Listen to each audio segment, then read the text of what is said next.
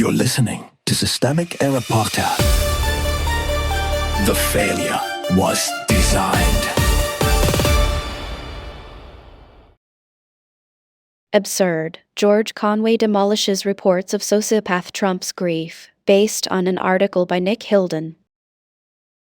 The Times mistook calculation for grief. A New York Times headline described Trump as grieving and uncharacteristically emotional over Lindsey Graham's death, prompting George Conway and others to call the framing absurd. The pushback is not about Trump's inner life in the abstract. It is about what the reporting chooses to make visible: emotion, personality, and weirdness on one side, power, calculation, and loyalty on the other. Power was the point. The only institutional actor that matters here is Trump. He was the president, and the article itself says the endorsement was a decision. That is the fact with political weight. Whether Trump felt anything is beside the point unless it explains action. The relevant question is not whether he grieved.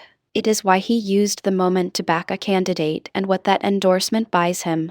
The framing does the usual softening trick. It turns an exercise of power into a story about mood. That is not analysis. It is narrative laundering. Grief is not the story. The source text gives the game away. Even the critics quoted in it say Trump was not acting from grief, but from political calculation and sycophancy. Marcy Wheeler's point is the sharpest one. The article itself places the evidence of calculation before the language of emotion. In other words, the headline announces a feeling the reporting does not actually establish.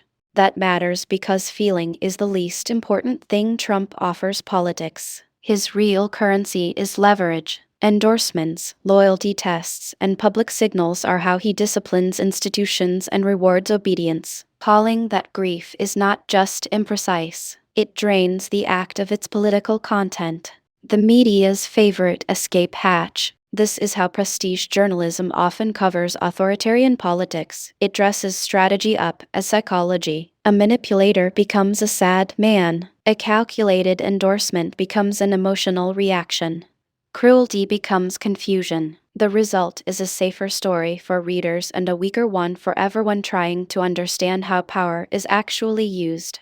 The Times does not need to prove Trump is a sociopath, psychopath, or any other clinical label. Those claims in the source are rhetorical noise, even when they come from people hostile to him. What the paper does need to do is distinguish observation from inference. If the evidence points to tactical endorsement, then that is the story. Anything else is theater with a newsroom logo on it. Sycophancy, not sentiment. The source also highlights the deeper structure beneath the headline. Trump's orbit is built on submission. Commentators in the piece argue that he chose Graham's sister because she would be another reliable yes person. That is the governing logic of Trump world, and it is far more important than any sentimental gloss. This is what authoritarian politics looks like in practice, not grand speeches about domination, but routine personnel choices and loyalty enforcement. The point is not persuasion. The point is control. When media outlets translate that into emotional color, they help normalize the machinery. Conclusion: narrative as cover for power. The larger pattern is simple. Elite political coverage often prefers a psychologically tidy Trump to a strategically legible one. That preference helps no one except the people benefiting from confusion. Trump is not interesting because he may or may not grieve.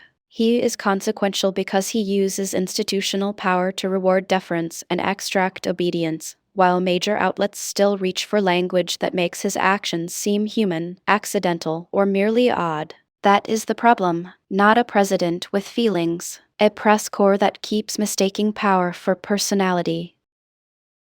You've been listening to Systemic Error. Thanks to Alternet for today's article, with the automated voice of Amy. Thanks for listening.